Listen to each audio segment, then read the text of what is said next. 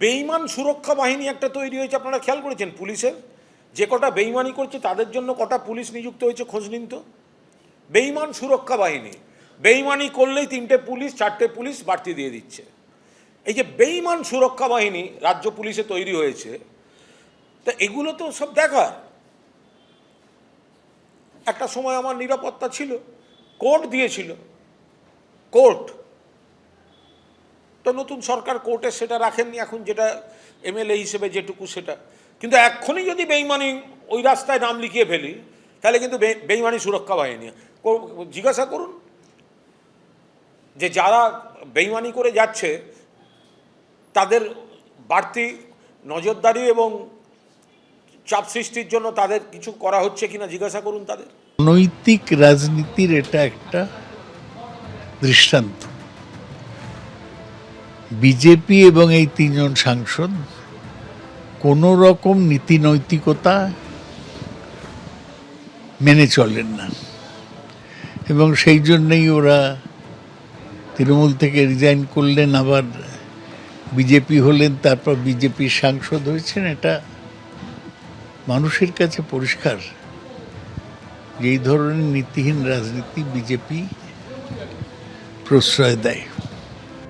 ব্যতিক্রম তো থাকবেই, বিচ্যুতি নয়, ব্যতিক্রম।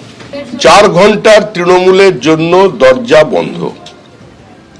যারা মানুষের সম্পত্তি লুট করেছেন তাদের জন্য দরজা বন্ধ। স্পষ্ট করে এটা বলেছিলাম, যারা চাকরি বিক্রি করেননি, চাকরি কেনেননি, সিন্ডিকেটে অংশগ্রহণ করেননি, যারা টেন্টেড নন, যারা অপ্রাসঙ্গিক মমতা বন্দ্যোপাধ্যায়কে প্রাসঙ্গিক করবার জন্য বিপরীত পরিস্থিতিতে নিজের ঘাম রক্ত দিয়ে দেওয়ালে ঘাসফুল চিহ্ন এঁকেছিলেন, তাদের কাছে আহ্বান জানিয়েছিলাম। তৃণমূলের 3 প্রাক্তন সাংসদ তারা গতকাল বিজেপিতে যোগ দিয়েছেন এবং রাজ্যসভায় যাদেরকে প্রার্থী করছে বিজেপি, আগামী সোমবার তারা মনোনয়ন পেশ করতে চলেছেন।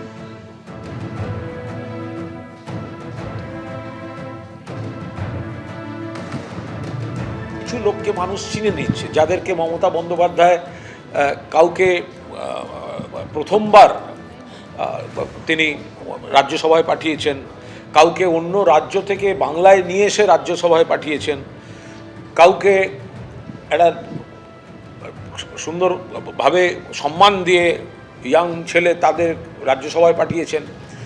এখন ক্ষমতা মমতা বন্দ্যোপাধ্যায় যতদিন মুখ্যমন্ত্রী ততদিন সব ঠিকঠাক। এখন জওহরবাবু ইস্তফা দিয়েছিলেন আগে, তখন তো এরা কেউ ইস্তফা দেননি, পার্টির সঙ্গে মতে মেলেনি ইস্তফা দিয়ে দিয়েছিলেন প্রাক্তন সাংসদ জওহর সরকার, সসম্মানে ইস্তফা দিয়ে গেছিলেন। তো এরা তো তখন করেননি। বিধানসভা ভোটে তৃণমূল ক্ষমতাচ্যুত হওয়ার পর এদের সব বিবেক জাগরণ, ফলে এটা যে একটা মানে ঘড়ি ধরা, ক্যালেন্ডার দেখা, ক্ষমতার সঙ্গে নানা ফ্যাক্টরে যুক্ত কিছু বিষয়, সেটা মানুষ দেখছেন। রাগঢাক করার কোনো বিষয় নেই। আপনাদের কাছে সাংবাদিক সম্মেলন করেই সম্মাননীয় রাজ্য সভাপতি, আমাদের একজন জেনারেল সেক্রেটারি, সাধারণ সম্পাদিকা এবং বাকি যারা জয়েন করেছেন তারা ছিলেন। কোনো লুকিয়ে হয়নি, কোথাও থেকে হয়নি। সেখানে এই একই প্রশ্নের উত্তর সম্মাননীয় রাজ্য সভাপতি আপনাদের সামনে দিয়েছেন। রাজ্য সভাপতি শব্দ বন্ধের পরে কোনো ক্লারিফিকেশন আর আমাদের তরফ থেকে দেওয়ার নেই। কালকে আপনারা যা জানার জেনেছেন। 21শে জুলাই নিয়ে এবার কলকাতা হাইকোর্টে কালীঘাট তৃণমূল। 21শে জুলাই সভা করার অনুমতি চেয়ে এবার কলকাতা হাইকোর্টে দ্বারস্থ হলো কালীঘাট তৃণমূল এবং অনুমতি চেয়ে মামলা কালীঘাট তৃণমূলের তরফে। মামলা করলেন তৃণমূল সাংসদ ডেরেক ওব্রায়েন।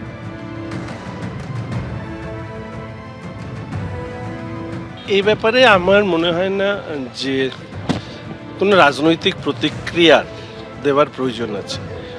দল হিসাবে যাদেরকে মানুষ আস্থা করেতে নিক্ষেপ করেছে তাদের সম্পর্কে এই মুহূর্তে দাঁড়িয়ে তারা কোথায় কি করছে না করছে এই ধরনের প্রতিক্রিয়া দেওয়া আমার মনে হয় সময় নষ্ট করা ছাড়া আর কিছু নয়। নদিয়া জেলা পরিষদে এবার বিদ্রোহী তৃণমূলের সমর্থন চায় বিজেপি এবং যেটা জানা যাচ্ছে যে জেলা পরিষদের সভাধিপতি নির্বাচনে প্রার্থী দিচ্ছে বিজেপি। নাম না করে বিদ্রোহীদের সমর্থন চাইলেন বিজেপি সাংসদ। 52 আসনের নদিয়া জেলা পরিষদে বিজেপির সদস্য মাত্র 6। তৃণমূলেরই সভাধিপতির বিরুদ্ধে দলেরই 31 সদস্যের অনাস্থা। দুর্নীতির বিরুদ্ধে লড়াই চাইলে আমাদের সমর্থন করতে পারেন, বাইরে থেকে কেউ সমর্থন দিতেই পারেন বার্তা বিজেপি সাংসদের। দুর্নীতি হয়েছে বলে তারা একটা অনাস্থা এনেছিল এবং সেই অনাস্থায় 31 ভোটে অনাস্থা পাশ হয়েছে। তাই এখানে একটা শূন্যতা চলছে। সেই শূন্যতার ক্ষেত্রে আমরা নদিয়া জেলায় আমাদের 6 জনা আমাদের জেলা পরিষদ সদস্য আছে, তাদের মধ্যে ওবিসিও আছে। তৃণমূলের দুর্নীতির বিরুদ্ধেই তৃণমূলের সরকারে এখানকার জেলা পরিষদের পতন ঘটেছে। তাই আমরা চাই আগামী দিন ওই জেলা পরিষদের সভাপতির পদে ভারতীয় জনতা পার্টির স্বচ্ছতার একজন মুখ হিসাবে আমরা প্রার্থী দিতে চাই। কেউ যদি মনে করে দুর্নীতির বিরুদ্ধে লড়াই করব, বাইরে থেকে আমাদের সমর্থন দিতেই পারে, কারণ আমরা তো চাই যে স্বচ্ছ প্রশাসন উন্নতি হোক। ডিমের হাত থেকে বাঁচতে এবার বিজেপি রাজ্য সভাপতির পা জড়িয়ে ধরে কান্না এক তৃণমূল নেতার। বাঁশবেড়িয়ার প্রাক্তন তৃণমূল কাউন্সিলর কেশব দাস শ্রমিক ভট্টাচার্যের পা ধরে তার কান্না। 10 লক্ষ টাকা না দিলে পচা ডিম ছোড়া হবে এমনই হুমকি দিয়েছেন বিজেপি কর্মী বলে অভিযোগ করছেন তিনি।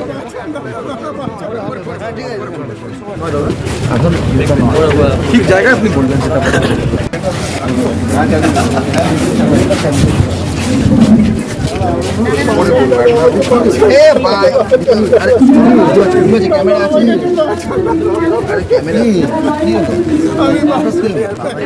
আমার কাছে আমি রানা মুখার্জি, দেবজিৎ মুখার্জি 10 লক্ষ টাকা চেয়েছে। কিসে জানা চেয়েছে? দিতে হবে, নাহলে আমাকে ডিম পচা মারবে, নাহলে আমাকে কোমরে দড়ি পরে ঘোরাবে, এইসব করেছে। আমি এখন সত্যিকার সঙ্গে কথা বলতে চাইছি। এমনি তৃণমূল কাউন্সিলরদের উপর বিশ্বাস নেই, তা সত্ত্বেও যদি এমন কোনো ঘটনা ঘটে যে আমাদের বিজেপির কার্যকর্তারা টাকা পয়সা চেয়ে থাকে, তার যদি যথার্থ প্রমাণ থাকে যে ওনার সঙ্গে চেয়েছে, তার যদি কিছু প্রমাণ থাকে, তাহলে এই বিষয়ে আমরা দলগতভাবে পার্টির যেটা নির্দেশ হবে সেই নাম হিসেবে কাজ করা যাবে। তার বিরুদ্ধে নিশ্চয়ই তখন ব্যবস্থা নেওয়া হবে। কিন্তু যদি এই ধরনের কাজ না করে শুধু কাউকে হ্যারেস করা হয়, তাহলেও সেটাকে পার্টি দেখবে। এবং এটা আমার কাছে খবর এসছে, আমি এই বিষয়ে তদন্ত করছি, তদন্ত করে জানছি পুরো বিষয় কী আছে। অশান্তি রুখতে পুলিশ নিজেই সিদ্ধান্ত নিক, বার্তা মুখ্যমন্ত্রীর। অশান্তি গন্ডগোলের ঘটনায় পুলিশের তরফ থেকে নিজেই সিদ্ধান্ত নেওয়া হোক এবং পুলিশকে স্পষ্ট নির্দেশ দেওয়া হয়েছে। ধুলিয়ান, শামশেরগঞ্জ, বেলডাঙ্গার মতো ঘটনায় কাউকে ফোন করার দরকার নেই, বার্তা মুখ্যমন্ত্রী শুভেন্দু অধিকারী। পুলিশকে খুব ক্লিয়ার ইনস্ট্রাকশন দেওয়া হয়েছে, ধুলিয়ান, শামশেরগঞ্জ, বেলডাঙ্গা, রেজিনগর, শক্তিপুরের মতো ঘটনা ঘটলে কাউকে ফোন করার দরকার নেই।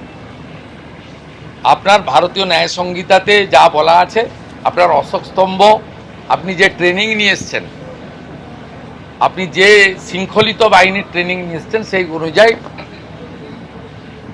ডু ইট নাও, পরিষ্কার খোলা ছুট দেওয়া হয়েছে। আর যে হিন্দু শরণার্থীরা জেলের ভিতরে আছে, বিএম সাহেবকে বলেছি পিপির সঙ্গে কথা বলে এদের জেল থেকে মুক্ত করতে হবে।